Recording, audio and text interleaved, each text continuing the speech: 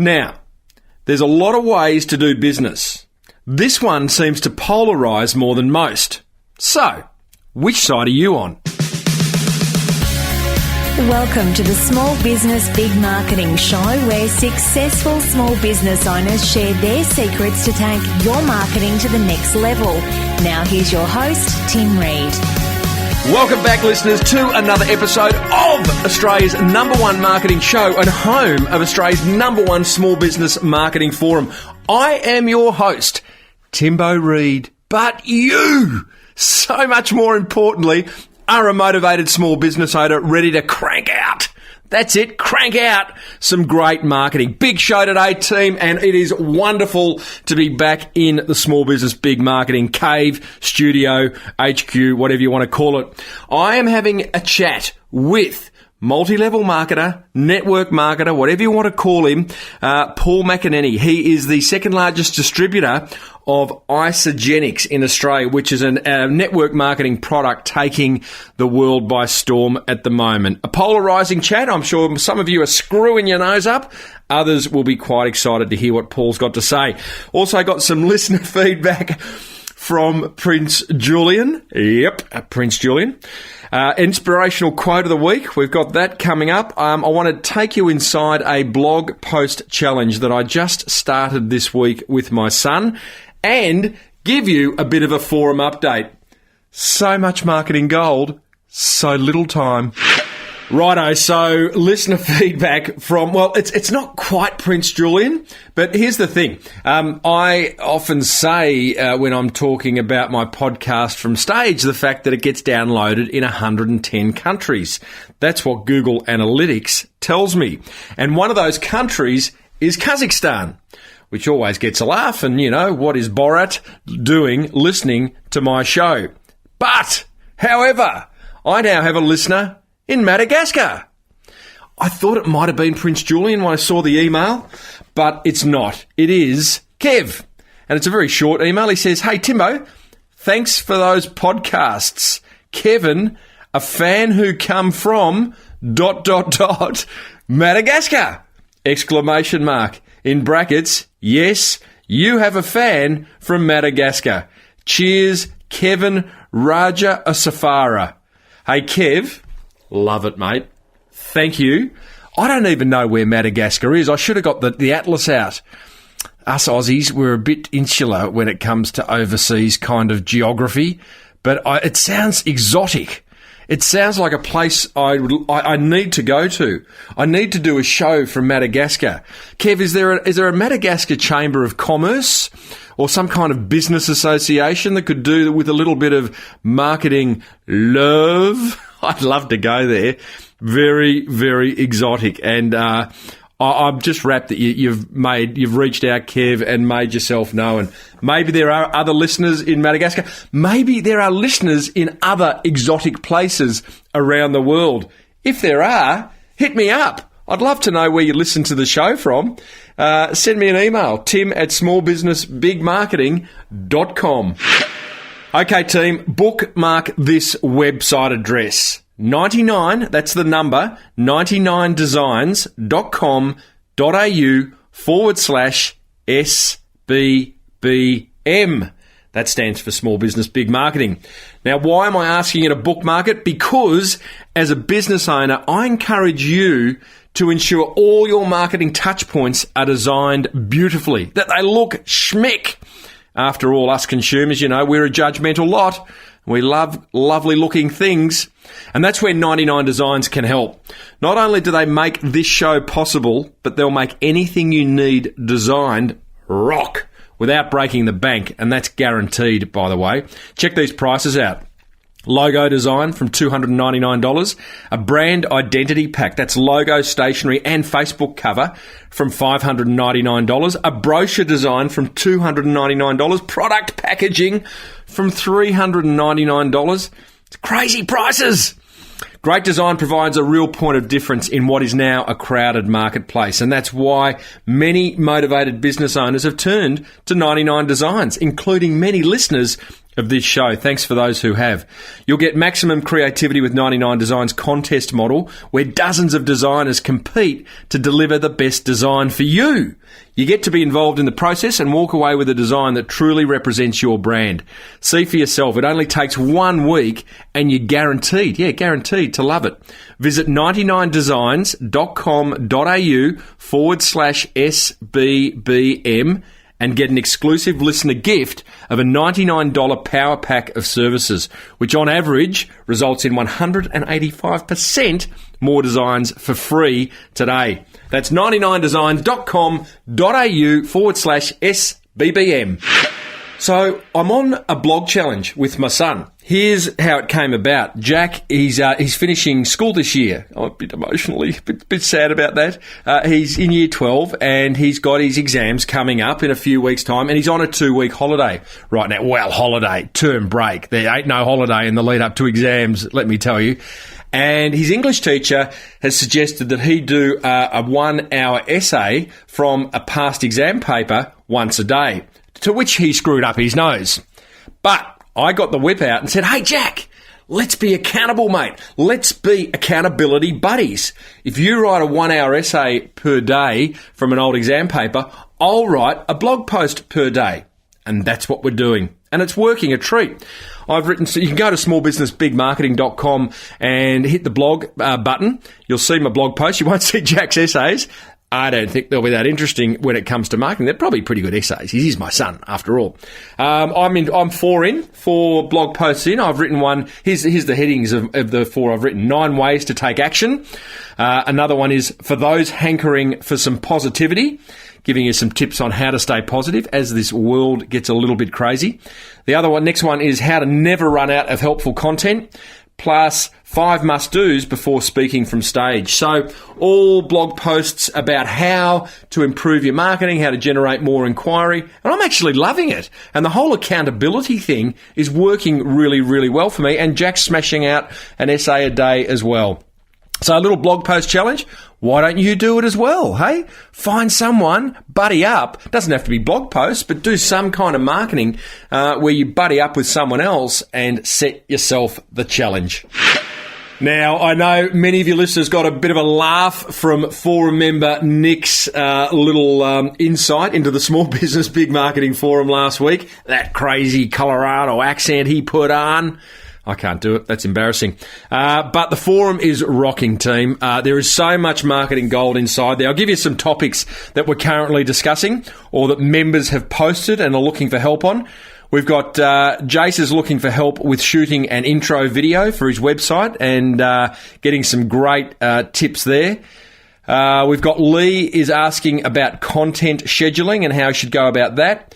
Sarah's asking about how to market a depression services. Sarah's husband, Lindsay, past guest, is a psychologist and looking for tips there. We've got Smell This, I love that's Kate's business, is a business that sells perfume, about to open up in regional Victoria, actually, and she's looking for ideas on a launch party. And I've got a post going called If All Else Fails, and If All Else Failed. And it's a post that kind of says, hey, if what you're doing right now, for whatever reason, had to stop, what's your plan B and what's your plan C? And that's been a really, really good discussion. Sounds a negative discussion. It's not at all. It's just interesting to think, what else could you do if your business shut down today? And that's had some fantastic discussion. You can join the forum over at smallbusinessbigmarketing.com, and there is a meetup for forum members at 4:30 today. So too late. This episode goes out next week, but I'll be able to talk about the meetup next week. Forum members were catching up, and then all listeners are welcome an hour later, and that's in Melbourne. So really looking forward to that this afternoon. Have to go and get a bit of a haircut, get the lippy off the teeth, look my best, but look forward to that. Love building a tribe, love seeing motivated small business owners get together with the sole intent, well, of having fun and growing your business. Now, how's that digital footprint of yours going, team? Like, what would I find if I visited your website? Have you got a website? Okay, have you? Would you show up if I search for something relevant to your industry? I do hope so. But if not, and you're starting to think you're an online failure, don't. you're not alone. And fortunately, the solution to marketing your business online is a lot closer and cost-effective than you think. Thanks to the very good folk at Net Registry, who not only make this show possible, team, but are superstars at getting your online marketing sorted. They can get you a domain name, the best hosting solution, website design and development, even a Google AdWords campaign. So what are you waiting for? Head over to netregistry.com.au today and tell them Timbo sent you. Let's get stuck in to today's guest, who is Paul McAneny, and he is Australia's second largest distributor of Isagenix, which is a weight loss wellbeing supplement that is taking the network marketing world by storm at the moment. I got introduced to Paul through my speaking coaches, Troy and Zara, who were up on the Gold Coast a few months ago at a health retreat, and they met Paul and his wife, Suzanne. And they got talking. Paul needed a bit of marketing love, and Troy and Zara kindly introduced them to me. At the same time, I've had two mates in the last 6 months see some amazing results through using this product called Isagenix. One mate lost a considerable amount of weight and now is a lean, mean fighting machine. And my other mate just wanted to get his diet back in order and used it. So amazing results. So it was coming at me from both angles. Plus, I haven't had the network marketing discussion on this show for quite a long time, since episode 18, actually, when I had Cody Bateman, who is the founder of Send Out Cards. So I thought it was time to have it again, because after all, network marketing, multi-level marketing, whatever you want to call it, is a form of marketing. It's a very effective form of marketing. We hear these stories of people making a lot of money from it, and I think it's a discussion that needs to be had on the show. It's also a very polarizing form of business. So, I'd love to hear what side of the fence you're on.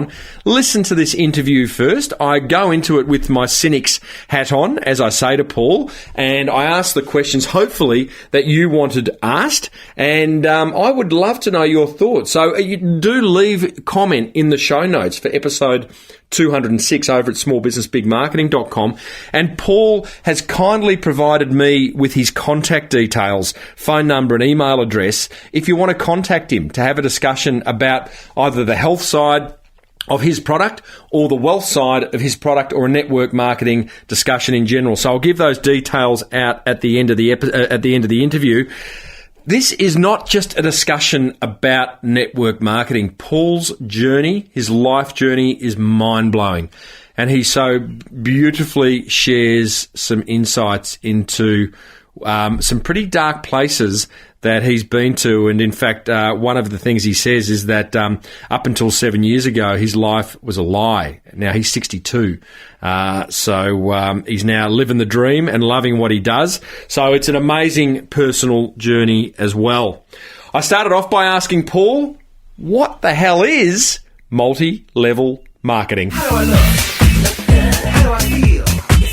Yes, well, another term for it is network marketing, and what I believe is just sharing your information with other people, and so goods and services can change hands just by word of mouth. So really, MLM is word of mouth advertising. That's interesting definition, Paul. It feels like it's more than that to me, because word of mouth, tell me more about that, because word of mouth advertising is when you get other people either voluntarily or involuntarily to talk about your business. But MLM, there's a business structure to MLM that word of mouth doesn't have. Well, one of the things that we've developed, we've got a system and a duplication. So what we do with our business, we teach people to duplicate and follow a system that is very, very easy and simple. Just like McDonald's have got their system. Would you like a shake? Would you like some fries? Or would you like a Coke? So it's very simple. Well, how does it therefore differ from, because that's what people buy into a franchise for the system. They go, well, I could start a shoe repair business, but instead I'll buy Mr. Mint because they've got a system. So how does a franchise differ from a multi-level marketing business? Well, the great thing about this, you don't have to outlay a lot of money to get a franchise. Like you can start to get a multi-level marketing franchise. Yeah, to get your own, to get involved in MLM, you can get involved for from $500 up to $1,000. And with a franchise, you're looking at tens of thousands of dollars, or sometimes up to millions of dollars to get started. Yep. So this is very, very cheap that anybody and everybody can do. Yeah, okay. Okay, so word of mouth. It's all about duplication. There is also, tell me about what's the difference between an MLM business and a pyramid scheme? Yeah, great question. That props up all the time. I hear that a lot of times, especially with a lot of new people that get involved in it. MLM is completely different because the great thing about MLM, the person at the bottom can overtake the person at the top. But all major structures are made under the pyramid system. Like if you look at all companies, there's one CEO at the top. Then there's generally managers, and then there's generally supervisors, then the employees are down the bottom. It's very, very hard for the employee to become the CEO because there's only one CEO. But the great thing about this, anybody can overtake the person above them. So it's a very, very strong structure, the pyramid structure, and all our businesses are virtually developed like that. Like the army, you have generals, then you have majors and lieutenants and corporals. Then even in religions, you have the Pope and the clergymen and all that sort of stuff. So virtually they all run along the same system. But to make it the actual term for it, for a pyramid, if no goods and services change hands, that's illegal. Yeah. So that's a pyramid. So that's the real major reason. But the great thing about we do have goods and we do have services changing hands, which is very, very important. And that's what most people don't understand about the pyramid structure. Yeah, that's a defining point, of defining difference. I was actually I'm going to continue the line of this conversation first, Paul. I do want to get stuck into your story post leaving the police force, but I'm just going to save that because we're in now, and I'm interested to continue the whole MLM definition, kind of understanding the business. Why then has MLM got a bad name in some circles? There's some people you could go to and go, love it, I've been involved in one, did really well. Others will just go, stay away from that with a barge pole. Yeah, so that's another great question there. I think... Welcome to the show of great questions, Paul. Yeah, you're a very good interviewer. I'm very excited. Good. So I've been involved in the MLM industry for 30 years, so I've heard it and seen them all. I think what happened back in the like 70s and 80s, a lot of people got hurt by the way they promoted their business. So like they would invite people around for dinner, then they'd pull out their whiteboard and start talking about their businesses. And I think that was the major thing. Things have completely changed now, especially with our group and our team. Virtually, we are full 100% professionals, and we do not run our businesses like that. And I think that's and sometimes a lot of people blame the company for not having success, which is another thing. Because the first people they blame is they don't blame themselves, they blame the company for not having their success. Yeah, well, I hear that. I come across a lot of franchise groups, and if you speak to a franchisee, it's not uncommon for them to pay out on the franchisor. Oh, they're not doing this, they're not doing that, and as a result, I'm not getting this or I'm not getting that. And that always fascinates me because you pay a reasonable license fee to get into a franchise because you like the brand and you clearly like the way that brand went about doing its business and the product or service it sells. So you'd think, well, you would therefore leave it to the franchisor to get on with doing more of that. But, yeah, often, us humans, we're good at finding people to blame. And we also make excuses as well. So blame, excuses, and we stay in our comfort zone. That's the three things that I see that a lot of people do. Yeah, right. So the bad name that's in some circles around MLM, there's a historical basis to that because I'm kind of summarising what you've said is that in the 80s or 90s there were bad MLM businesses and it was ugly and you would go to someone's home and they would pull out the whiteboard. That's a hangover. That hangover continues now. I mean, I've tested it, knowing that you were coming on the show by again saying MLM, and you get mixed results. What else is behind that bad taste? Well, for instance, here in Australia, like I joined with Amway 30 years ago. That was my first company that I joined 30 years ago. And one of the things that I learned back then is it's not the company. It was never, ever the company. It was only the people, the way they promoted their businesses. Because the company today is still going today after 60 years. They're doing $12 billion a year in sales right now. So that's over $1 billion a month in sales. So it was never, ever the company. It was only the way that people were promoting it. So, interesting. But I believe now that it's very, very changed a lot now, and it's more exciting now. That's interesting. Gosh, Amway's been around that long, and it must be doing something right. Oh yeah. Is this bad taste? I mean, I've got listeners in over 110 countries, including Madagascar, may I say, as of this week, because I got an email from a listener. Wow! So, yeah, congratulations. Yeah, well, I don't know. It could be Prince Julian from the film Madagascar. I don't know. But is this bad taste, Paul, specific to Australia? Are there American listeners right now going, what on earth is Timbo talking about? No, it's the same in the US. It's the same in Canada. I've just returned from a talk in the US, a conference over there, and we had 11,000 people there. And it's the same in the US, and it's the same in Canada. So people have gone through the same things, you know. And it all gets down to the people's belief in that as well. And because if you don't believe you're deserving and worthy of success, it doesn't matter what you do. You know, you'll blame something for your not being a success in anything. And that's just common in anything we do. Are there some products that are more suited to the MLM structure of business than others? Yes, that's another great question, because we're in the health and wellness field. So we're part of the 5 fastest growing trends in the world right now. Number 1 is weight loss and weight management. Number 2 is more energy and performance. And I'm not talking about in the bedroom, but it's more for the athletes. Then we've got healthy and youthful aging. And number 4 is online shopping.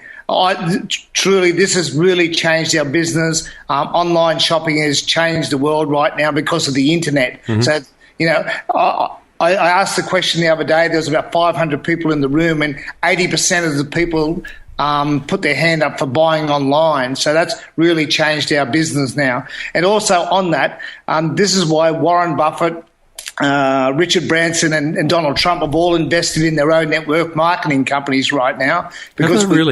Because the way we distribute goods, yes, it's completely changed the world right now. So these guys are all billionaires, so they can see the trends that are coming. And also, number 5, we can help people not only with their health, but we can also help people with their wealth as well. Buffett, Trump, Branson, all three rather big names in business. Well, yeah. All have bought, of recent years, a multi-level marketing business. Yes, and then you've got Robert Kiyosaki and Jim Rohn and John Gray and all these people all promoting MLM right now. Right. That's fascinating. Do you know what Buffett, Trump and Branson's businesses are? Well, virtually, I think Branson's is cosmetics. Trump's was telecommunications. And Buffett, well, he's invested in 3, which is something to do with health and wealth as well. I did see that Trump one. I saw that a few years ago. Is he out of that, or is he still in it? Well, I'm not sure now. I think he's got interest in everything, so I wouldn't really know. Yeah. I know that him and Robert Kiyosaki went into that together as well. Goodness me, big names. Well, yeah, and people don't realise what's going on there, because if these guys are getting involved, there's more to it. And then we just had a presenter, Paul Zane Pilsner, was one of the top economists in the US, and he was advisor to the US, two US presidents, and he's also advisor to India on their health structure right now. So he's senior consultant. So he believes the health and wellness industry is the next $1 trillion industry. Wow. I mean, it's not a new industry, and people are always, aging population and people wanting to, stay fitter longer, all that type of stuff. That makes a lot of sense. Well, the baby boomers, The baby boomers. Yeah.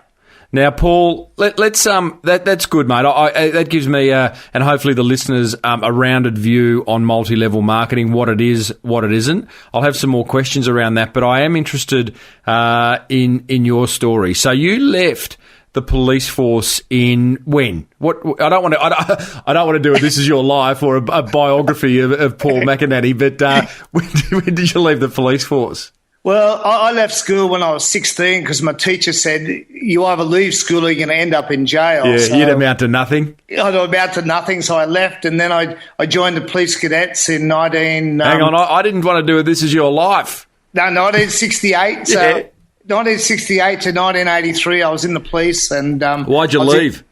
Sorry? Why'd you leave?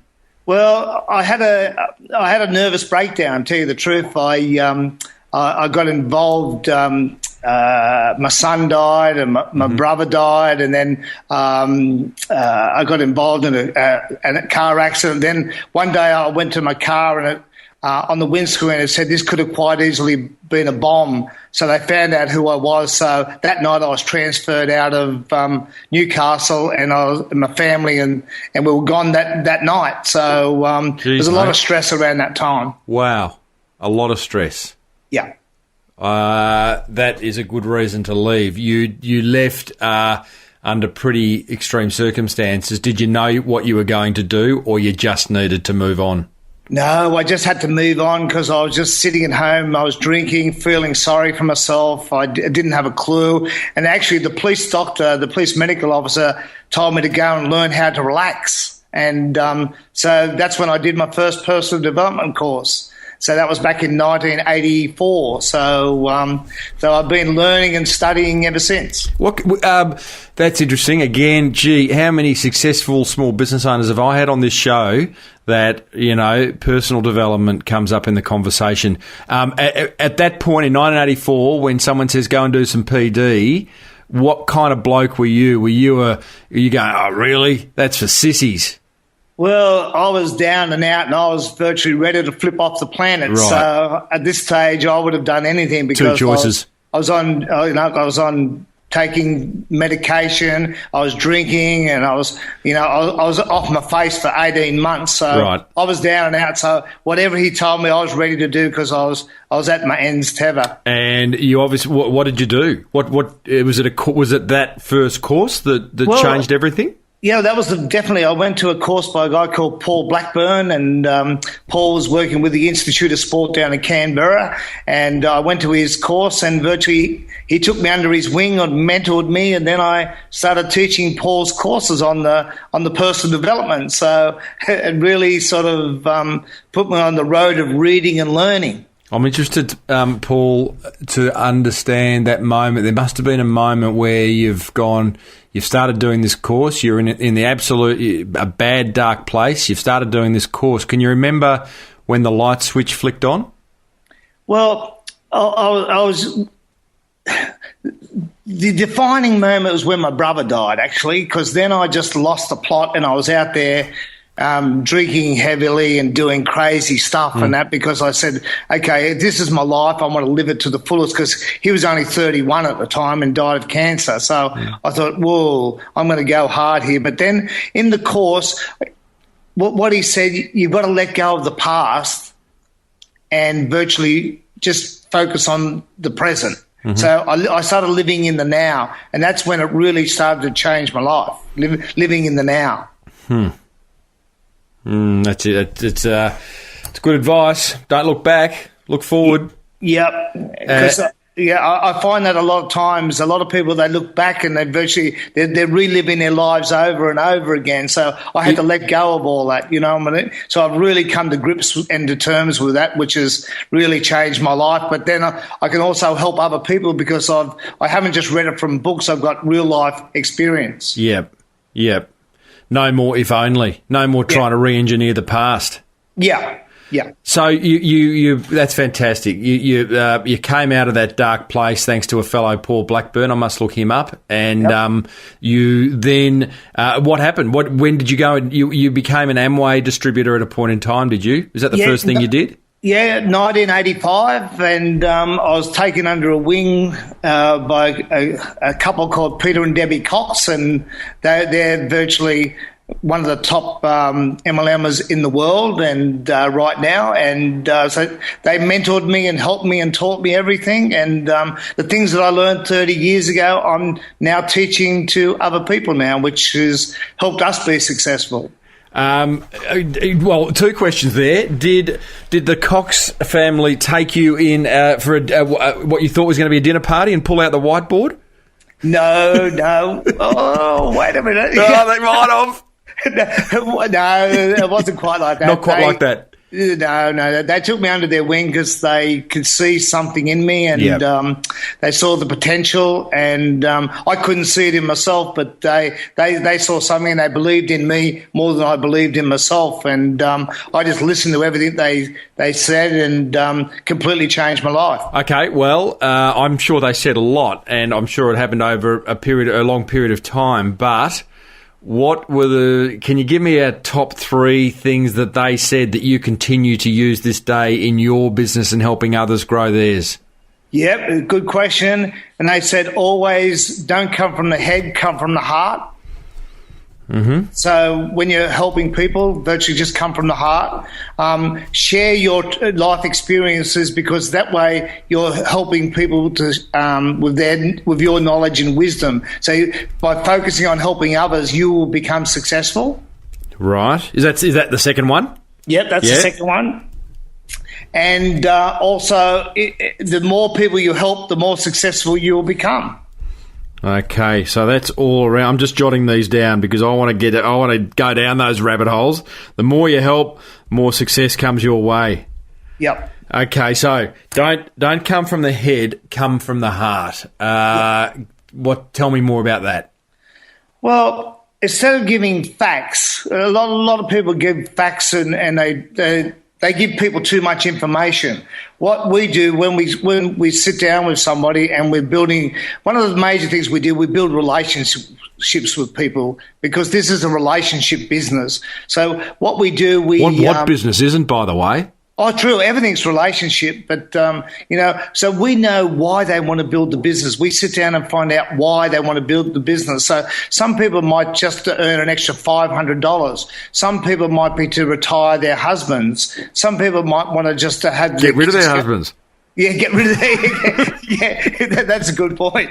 Yeah, and then a lot of people just might have their kids go to a private school, or they want some extra cash for travelling. So we focus on why they want to build it. It's not on what I want for them; it's what they want for themselves. So we really do focus and we really dig deep to find out what they actually want. That's interesting. I don't think we do enough of that in business. I went out to make a big purchase today. I won't go into the details, but it was a big purchase in my mind, and I was, not massive purchase, but I was kind of hoping that the salesperson would kind of ask what my needs were and what my circumstances were, as opposed to going straight into the various products that I guess they wanted to sell me. Yes. But like if he had have spent, 10 or 15 minutes just going, well, explain, how you're going to use this and what you're going to use it for and what you're currently using and what you don't like, like those types of questions. I would have felt they would have got a better understanding of my circumstances and could have provided a tailored solution to me. Secondly, would have developed a whole lot of rapport. Oh, for sure. Because when I sit down with them, and even what Suzanne does, my partner, she does the same thing. She's excellent at doing that because, we know their partners' names, their children's names. We know their dogs and their cats' names and virtually what they want because, in this business, same as any business, when they get into a trough or they start to doubt themselves, I always bring back their why. Why are you building this business? What do you want to achieve? So because, everybody goes through their slumps, especially in this business and every business, really. The cynic in me would just say, surely everyone just says, I want to be a millionaire. No, that's really strange because they don't want that because sometimes people can't relate to that because it's too big a dream. They don't believe, a lot of people don't believe they're deserving or worthy of becoming millionaires. So it's really difficult when I sit down with them because to tell people that we're earning over $1 million a year, it's I don't really do that because they can only relate to like earning 25 or 30,000. So if they're earning 40 or 50,000, I only talk about replacing their income of 40 or 50,000 because then they can relate to that. Because then they've got the option when they get to that, they've got the option to go full time into the business. Okay, so don't come from the head, come from the heart, and that is all about I guess showing empathy. Showing compassion and knowing that there's a marketing principle that I think it's called post-purchase cognitive dissonance, Paul. Hey, I want you to say that 3 times fast. Go. Oh, yeah, I can really say. Let me give you an example. Well, hang on. You can't leave. I can't leave that. I just need to finish that story. I think what it says is that people buy on emotion. They rationalise their purchase irrationally. So they will then go back at a point in time. The head will kick in, and they'll look at the numbers or the build quality of something that they've bought or something that's more rational than it is emotional, and that rational stuff does tend to kick in later on. My guest last week, creator of an online accounting software, he talked all about this, all about you're selling emotion. Anyone who thinks they're selling, widgets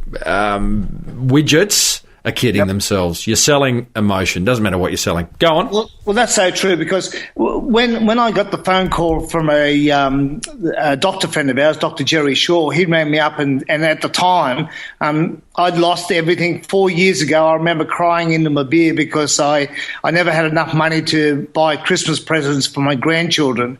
And at that time I said, this will never, ever, ever happen again. It was probably one of the worst times of my life, and I made the decision that I'm moving forward. And then I want to go back to that. So keep going. And then about 2 weeks later, it was like a destiny call. I got a phone call from Dr. Jerry Shaw in the US, and he said, Paul, he said, I want you to try these Isagenix products. I've got 150 of my patients on there getting amazing results. Was he a mate? Yes, he was a friend from a long time ago. And I said, Jerry, I'm not interested. Don't even talk to me. Number one, I haven't got any money. And number two, I haven't got the time to build another business. And then he said the magical words to me. He said, Paul, how's that working for you? And I was like, whoa, it was like a stab in the heart. How's that working for you? How's that working for you? And I was like, oh, Jerry, it's not working for me. And then he said the magic words, Paul. He said, look, I want you to try the products. You've got a 30-day money-back guarantee. If you don't get the results, send it back. So, and that's how I got involved with the company. Right, with Isagenix. Okay, well, hold that thought because I do want to finish these other 2 bits of gold that the Cox couple shared with you. So the second one was share life experiences. Yep. What's that mean? Well, a lot of people they read books and they virtually just they talk about facts. But facts tell, but emotion sells. Like what you said before, get people emotionally involved with you. Find out what they want.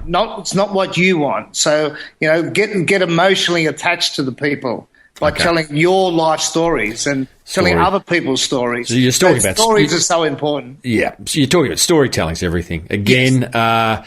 In fact, the people that introduced me to you, Troy and Zara, who are my public speaking coaches, if there's the one thing that they have helped with me is the development of stories. Because, as business owners, we know our stuff. If you're a plumber, you know how to unblock a sink. If you're a vet, you know how to fix my dog. But in order for me to become a customer of you, the vet, or you, the plumber, the ability for you to tell me stories is amazing. If any business owner that can construct stories, there might be the story. I had a lady on the show episodes ago, Paul, a lady called Valerie Koo. She's written a book called the 8 Power Stories, the 8 stories every business owner must tell. I know she listens to this show, so she's probably going to drive off the road. She listens to me on long drives, which is kind of that's how I keep her company. So Valerie, eyes on the road, please, hands on the wheel.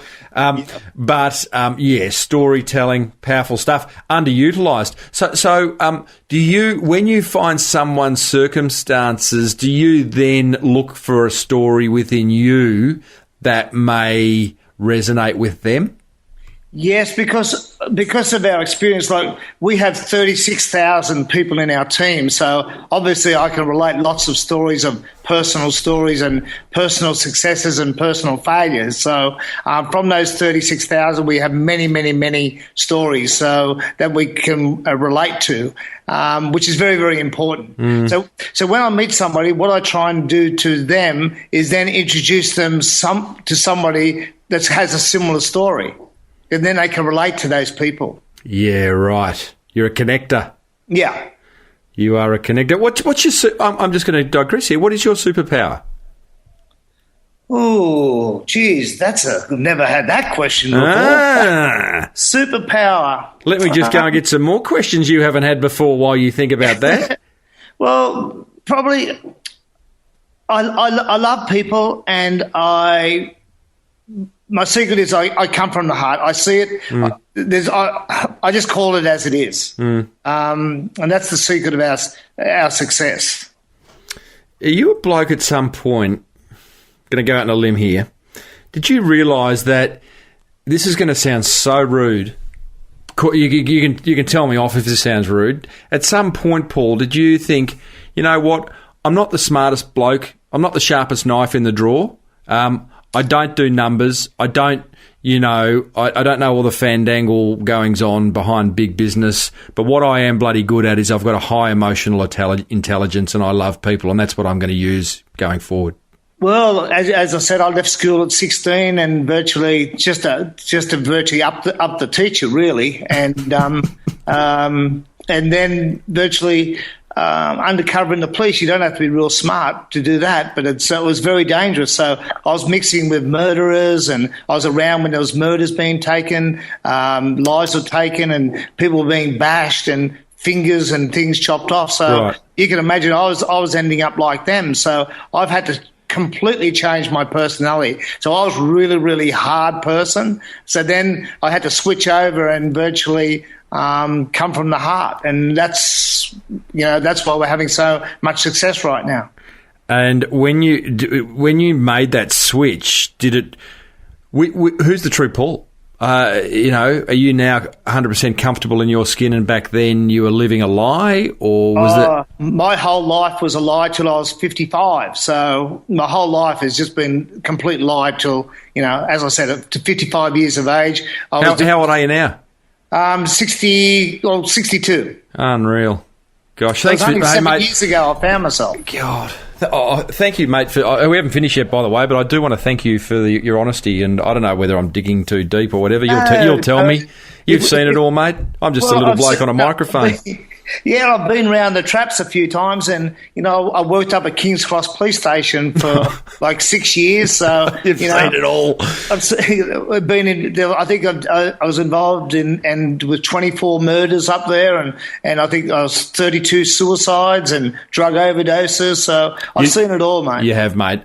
Number 3, thanks to the Mr. and Mrs. Cox, more help the more help you give, the more success comes your way. Now, that again, like that, we hear that. It's like, at what point, if you're not hearing that, listener, is that going to not sink in? I talk about helpful marketing a lot. In fact, my keynote is called The Helpful Business, Paul. And I give examples, rational and emotional examples of businesses that are incredibly helpful. Every now and then I touch on the fact that, and I am no chemist, I am no biophysicist, but I do know that when you're helpful, it releases... I used to say dopamines, but dopamine. It makes it's that drug that makes you feel good. Being helpful is a good thing. Yes, that's for sure. John Gray talks about the dopamine a lot. So right, but let me give you an instance. Like, we've got the 36,000 people in our team, but that number have only come from 10 people. So we've helped, taught, and mentored 10 people. And those 10 people are all earning between $500,000 and $1 million a year. And then they've got another 20 earning between $250,000 and $500,000 a year. Then we've got about 50 to 60 earning 100 and upwards. But all we did was mentor 10 people, and now we have over 3,000 people joining us a month right now. I look at this in the context of staff. Staff's such a problem with every small business owner I speak to. Attraction and retention of great staff.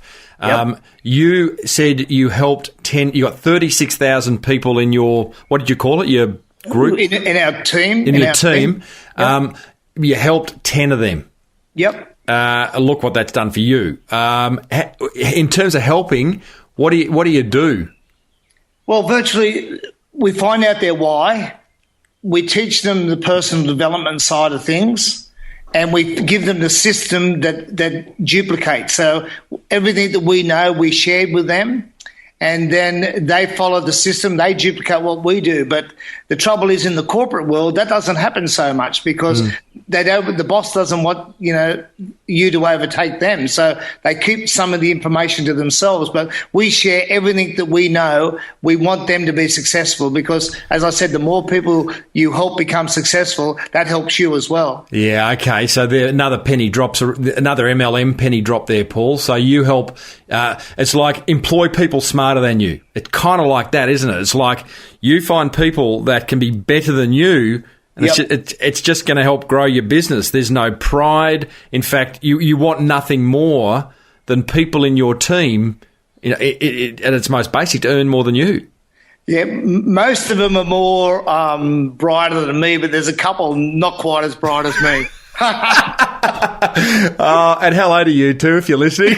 Yeah, I hope you're not listening. Would they know who they are? Yeah, no. Oh, I love that. We love them all. We love them all. Love them all. But they're probably very high up in the emotional intelligence, They're hearts on legs. They are truly hearts on legs. I love that. All right, mate. Well, listen, they're 3 good tips. Now, I am going to... You got into Amway. I'm going to fast forward here because we're running out of time. You told me a story when I first met you. You were you had a multi-level marketing business. You were living in Bali. You rolled up one day to the business's head office in Bali, or its Bali office. Yep. And what happened? Well, we knocked on the door and virtually they closed the office down on us. So overnight. So we were clueless. We had no idea. Were you doing okay? Were you kind of making a quid? Oh, yeah, we're doing very well. And we had thousands of people in our business and, so we were crying and they were all crying. So we found them a new home with another company. And then Suzanne and myself, we come back to Australia with our tails between our legs. So that was it for us. I reckon I don't know whether you don't want to share, but you underplayed that. Yeah, well, we lost everything. We virtually lost everything. We lost our home. We were completely broke, and we were never going to get involved with another company again. And then Suzanne, this is your lovely wife, Yep. had an accident also during that time, didn't she? Yeah, she had a serious spinal injury, and she couldn't walk. And so 2010 was the year from hell for us. 2000, mate, that's 4 years ago. Yeah, only 4 years. Everything we did went bad. And it's amazing what a decision can make. When I said that this is never, ever, ever going to happen again, we also, at the time, we had to borrow money off Suzanne's daughter, Katie, just so we can pay the bills. And so it was a devastating time for us.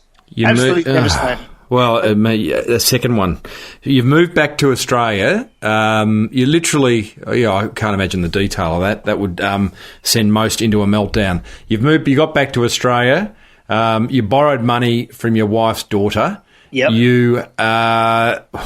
What did you do? I don't know. There's so many questions there. How the hell did you get to talking to me now?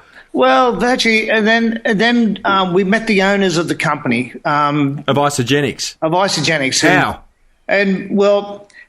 Through Jerry Shaw, the doctor, and we had to be very, very careful because Suzanne, my partner, she was a ballerina. She danced all around the world, and she was Lady Diana's personal trainer for 3 years, and Barbara Streisand and Bette Midler. So we had to check out all the products, and we took all the products to biochemists and make sure the products were all approved, and they're all approved by the TGA here in Australia. So we did 3 months due diligence before we spoke to the owners. And then when we sat down with the owners, we knew that they come from the heart, and they didn't come from the head. So besides that, they were billionaires, so they didn't need the money. They didn't build this company for money because they were already billionaires. So it wasn't about that. And when we sat down, if they were billionaires, well, there's a couple of things there. 3 months of due diligence. That was 3 months after coming home from Bali and being in a very dark place. And Suzanne's in a wheelchair, and so. Yep. God, how you found you got some resilience, mate.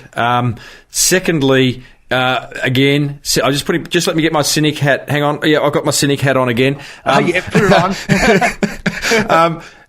If they were billionaires, and they'd invented Isagenix, why didn't they just go and, best case scenario, give it to anyone who would benefit from it? But that's just, we are all in business and we're not charities. Why did they go and start it in an MLM structure, which was going to make a lot of money? Well, this is really interesting. This is one of the major questions I asked. Why did you get involved with MLM?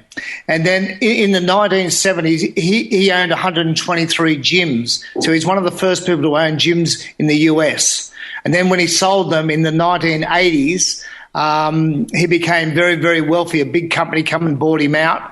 And then he became the CEO of the Cambridge diet, which was the first diet in the world. And virtually he took that business to $1 billion accumulative sales in just 30 months. It was one of the fastest companies in the world to ever achieve $1 billion turnover. And then he retired and became wealthy again, and virtually he was retired for 12 years, and then he got asked to come out of retirement and set this company up, and that's exactly what he's done. Okay, so he's gone ahead and done that. This Dr. Shaw bloke has heard that you have hit a low point, having lost everything in another MLM business. Just, you don't have to say who it was. What were they selling? What was the product? It was like a gel, a sports gel. Right. Okay. So that's sent you, bankrupt almost. Yep. So Dr. Shaw's called. He says, "Try this out." You're going, "Not again." You have 3 months of due diligence. It's passed the test as a product. Yep. Well, in that 3 months, I come back. I was 114 kilos. I was stressed. I had a big stomach. I was just, mate. Where did all this personal development go? Well, virtually over in Bali, this all happened virtually in October to January. I just went on a drinking binge and just eating, and I just went crazy. So it was just a lot of nasi goreng and bintang. Oh, well, lots of bintang and a lot of mixture of drinks. Yeah, so I just lost the plot. But And virtually, it was really easy to put it on, but I lost 10.5 kilos and 12 inches in my first 30 days. Then I lost 28 kilos and 29 inches in 90 days. So I knew that we were on a winner. This is as a result of the Isagenix product. Yeah. Because one of the things that I noticed and I don't come across many MLM opportunities, although I have had a number of listeners approach me because of the nature, I put myself out there on the podcast. Some of them cut straight to the business case as opposed to talking about just how good a product it is. Yep. Yeah, so you've obviously gone and you've walked the talk. You've tried it, it's worked. Yep. And now you're going, well, it's this bloody good, then I'll sell it. Well, here's the thing. 82% of our people that are on Isagenix are virtually just product users, which gives you a great indication because that's where the residual income comes from. So if they weren't getting great results, they wouldn't be reordering every month, which is very, very important. So I'm guessing then in 2000. So when did you sign up to become a distributor of Isagenix? In 2010, 2011? No, January 2011. January the 18th, 2011. Right. 3.5 years ago. Yep. Now you're making $1 million a year. Yep. What did you? I'm guessing you applied those 3 principles again. You just picked yourself up off the ground. Suzanne got better, and You've just, again, have you applied those 3 principles? Well, Suzanne was completely negative and skeptical and wanted nothing to do with anything. So that was a work in progress. She wasn't right on board like I was. So, so that took a lot of work for her to believe. And she got her belief when she sat down with the owners, Jim and Kathy Hoover. Right, okay. And then what? One sale at a time. How do you build a business like that coming out of such a dark spot? Well, when I got good results, the amazing thing was people were asking me, Paul, what are you doing? You look fantastic. Gotcha. And then I just, that's the magic question. What are you doing? And virtually, I didn't even have to really promote because they'd seen that I'd lost 10 kilos and then 15 kilos, then 28 kilos, and it was the best I'd felt in 30 years. So I was now running and exercising. I felt fantastic in myself. Okay. And then at that time, I felt like 10 foot tall, and I was bulletproof. You know what I mean? Yep. Before I was 1 foot, in the grave. Yeah, okay. So you got a whole lot of people asking you, geez, Paul, you're looking good. What have you done? You hold up the Isagenix jar and say, here, this is what I do. At that point, it really they're selling themselves. They're saying, I need some of that. And 1 out of 10, I don't know, whatever the number is, then say, well, you must then have to say, well, there's actually a business in this as well. Well, yeah. And number one, they've got to try the product so they get the belief. So then they're speaking from the heart and not the head. So the products are very, very important. And the great thing about that, we've got a 30-day money-back guarantee. So if people don't get the results, they can send that back. So that's really, really important part of it. But then also the business side of it as well, because 60 to 70% of people hate their job, they hate their boss, or both. So we've got to really, we've got 5 of the fastest growing trends in the world, and then with all these people hating their jobs and hating their work, it's just a recipe for success. Yeah, right. Gotcha. So now you are. What's a day in the life of Paul and Suzanne look like? Well, our lifestyle has completely changed. We've been on 16 trips around the world, and this year we've been to Bali. We just got back from Alaska. Jeez, I'm surprised you went back to Bali after all that. No, and we're going back next week. Next week we go to Bali for a week, then we go to Paris for a week, then we go to Italy for a week, and then we come back in November. We go to Vietnam. We open up in Vietnam, then we open up in Indonesia. So then we've got access to another 350 million people. You are living the dream. Living the La Vida Loca, as Ricky Martin would say. but when you think about Tim, 4 years ago, we were down and out, truly down and out. So it really we really have, and the thing that I love most, we're changing people's lives. You know, these 10 people that we've got, they've retired, and some of the ladies, they've retired their husbands, so their families are completely changed now, and then they're changing people's lives, and then we're duplicating what we've taught them, and it's just going down the line. So we're changing people's lives. Yeah, well, any business that can do that, it's wonderful. I even in my little podcast, this show that people are listening to, you know, the amount of emails I get that listeners use those words. Sometimes I just, you know, you changed my life. I listened to the show, you know, left my work and started myself a business, or had a business and have taken it to another level. I mean, it's very humbling. And any business that can do that, it's great to be a part of, I must say. I have again, when I got introduced to you, I'd heard of Isagenix because I've got two mates, both of which lost a significant amount of weight as a result of it. The other one was fit. He just got fitter as a result of it. So, again, that's my skepticism around this type of stuff, is the product's got to be good. Yeah, there might be a really fandangled business model that is called multi-level marketing, and, you know, we all get rich and all that type of stuff if you're involved. But, you know, the product's got to be good. And so it's nice to have the horse in front of the cart, as they would say. I don't really want to finish on a marketing... Oh, that sounds ridiculous. I don't want to finish on a marketing lesson. It's a bloody marketing show, Timbo. Mate, MLMers, you're bloody good at systems and duplicating things. And I know there's a lot of business owners out there who don't have systems and are constantly recreating the wheel each time. Can you just... What's that systems and duplication thing all about? Well... Just take our business here in Australia. Well, we're up 380% on last year's figures.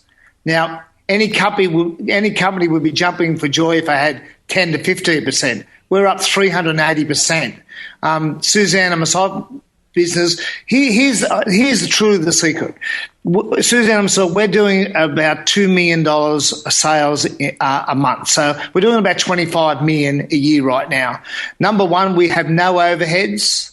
We have no staff. We have no rent. The only overheads we have is virtually our phone and our computer, and we can work from home, and we choose who we work with. And I love that, you know. I love just the freedom of choosing who you work with and not being told who you have to do this. And I'm a bit of a rebel, as you might imagine. I don't like being told what to do. And so that's why I think I left the police force, I think. and the fact that the duplication is about the fact that when it's time to talk to someone about your product or about the business opportunity, the health or the wealth, there are... I'm sure you have key messages in place. You have a process for talking about things, one thing before the other. I think a lot of businesses don't. They just kind of they start from where they think's most appropriate. But there's strategy to the way you go about it. Also, when I sit down with them, I virtually tell them up front that your success is up to you and your failure is up to you. But I'm here to help and guide you and mentor you so you don't have to make the same mistakes that I do. And then I find out, you know, do you like your job? And when I sit down with most people, they don't like their job. They want freedom. They want to be able to spend more time with their children. And when I know that, I can really help and guide them because, you know, and that's the secret of knowing why they want to do that. And that's why we duplicate, because we've taught our 10 people, they've taught their 20 people, those 20 people have taught their 100 people, and that's how we've duplicated ourselves, just like the McDonald's franchise. Yeah, gotcha. Did I end up getting your superpower, Paul? Superpower? What do you mean by that superpower? Well, you know, what are you most good at? I can't remember whether you answered that or not. What am I most good at? What are you most good at? You're a connector. You obviously a bloke who wears his heart on his sleeve, loves to tell stories. I love presenting and telling the stories and just coming from the heart. And virtually, when you come from the heart, people know that you're being authentic, you're being real, and you know, I don't want people to go through the things that I've gone through. So my major mission was this, because this is willable to your children. So I've mainly focused on my grandchildren. I remember back crying. And that's why I changed my whole mentality about my working for my grandchildren. So that's what was my major purpose, and that's what drove me.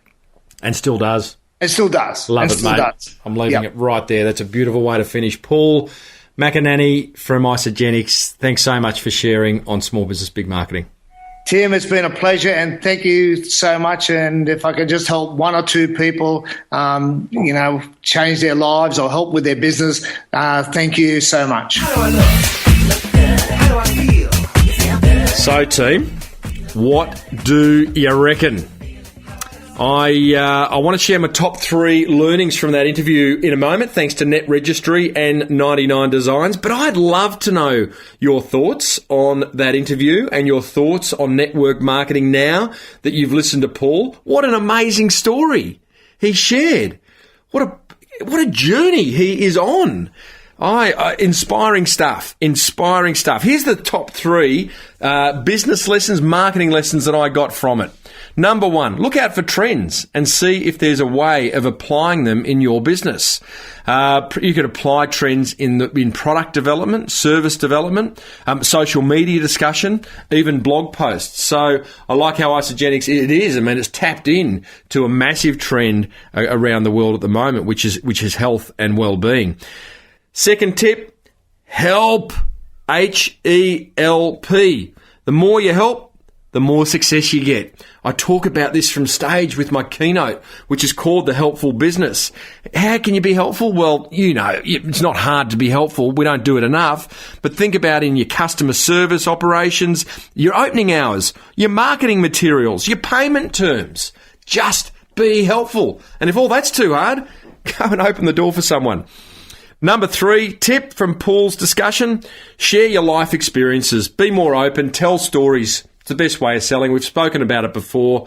Get personal. You don't have to open entirely up, but when you want to make a point about your business to a customer or client, back it up with a story. It's a great way of selling.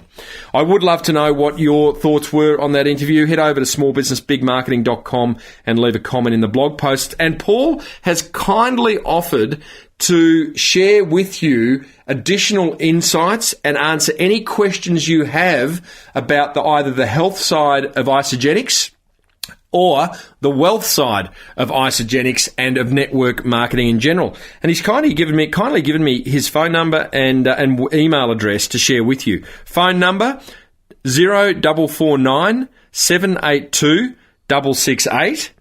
And put a +61 in the front of that, overseas listeners, and drop the 0 at the front. Or you can email Paul at Paul McAneny. I'll spell that. So it's Paul and then MCANENY at yahoo.com.au. So, hey, continue the discussion on the blog, on the website with the show notes, or phone Paul directly and have the discussion. Hope you enjoyed that little fireside chat. Okay, so quote of the week. People, nice feedback on last week's quote of the week. This week's quote of the week, one of my favourite. Use it often. You ready? If you think what you've always thought, you'll do what you've always done. And if you do what you've always done, you'll get what you've always got. That just about wraps it up for episode 206 of Australia's #1 marketing show. Upcoming guests include past Premier of Victoria, the Honourable Jeff Kennett, Australia's leading humour coaches, Troy and Zara, and plenty more. Don't forget to join the forum. I love to see you inside. Love solving your marketing conundrums. A big thank you to Net Registry and 99designs.com.au/SBBM for making this show possible. And that's about it, team. May your marketing be the best marketing. See you next week. You've been listening to the Small Business Big Marketing Show with Tim Reid. Want more marketing goodness? Then visit smallbusinessbigmarketing.com.